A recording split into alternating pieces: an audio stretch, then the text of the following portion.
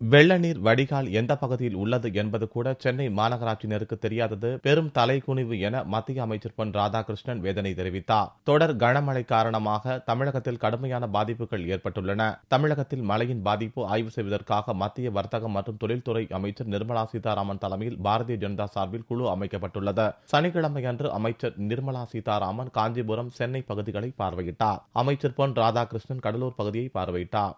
மாலையில் தீநகரில் உள்ள பாரதிய ஜனதா தலைமை அலுவலகத்தில் இருவரும் பத்திரிகையாளர்களை சந்தித்தனர். அப்போது பேசிய அமைச்சர் பொன் ராதாகிருஷ்ணன், சென்னையில் மழை பாதிப்பை எதிர்கொள்ள மாநகராட்சி நிர்வாகம் தயார் நிலையில் இல்லாததால் தோற்றுப்போய் விட்டதாகவும், வடிகால் எந்த பகுதியில் உள்ளது என்பது கூட சென்னை மாநகராட்சியினருக்கு தெரியாதது பெரும் தலைக்குனிவு என்றார். மேலும் நீர்பிடிப்பு பகுதிகளில் ஆக்கிரமித்து வீடுகள் கட்டப்பட்டுள்ளதால் நீர் வடிந்தாலும் வீட்டின் அஸ்திவாரம் பாதிக்கப்பட்டு இடியும் நிலை உள்ளதால் பாதிப்பு மேலும் பெரிய அளவில் ஏற்பட வாய்ப்புள்ளதாகவும் கூறினார்.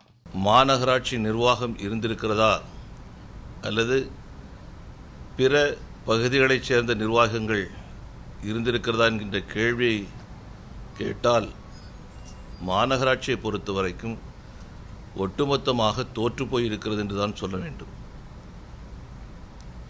பல்வேறு பகுதிகளில் ஒரு வாரத்திற்கு மேலாக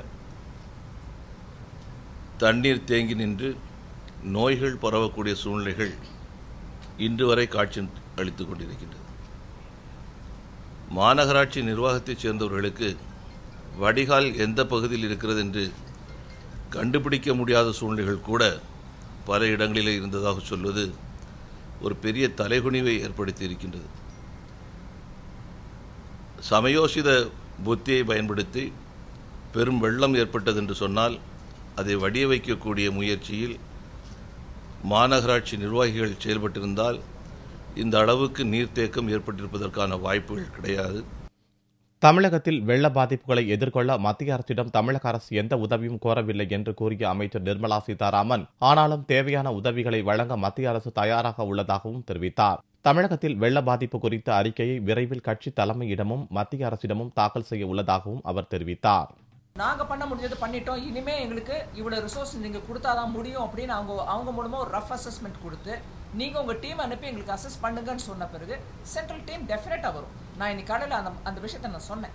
ஸ்டேட் கவர்மெண்ட்லேருந்து ரிப்போர்ட் வந்துச்சுன்னா உடனடியாக நாங்களும் ரெஸ்பாண்ட் பண்ணி சென்ட்ரல் டீம் அனுப்புவோம். அதுக்கு வேணுங்கிற அந்த முயற்சியை நாங்கள் பண்ணுறதுக்கு ரெடியாக இருக்கோம். இத்தனைக்கும் நான் உங்களோட அட்டென்ஷனுக்கு I want to bring it. நான் இங்கே வரதுக்கு முன்னாடி ஹோம் மினிஸ்டர் ராஜ்நாத் சிங்கோட பேசிட்டு தான் வந்தேன்.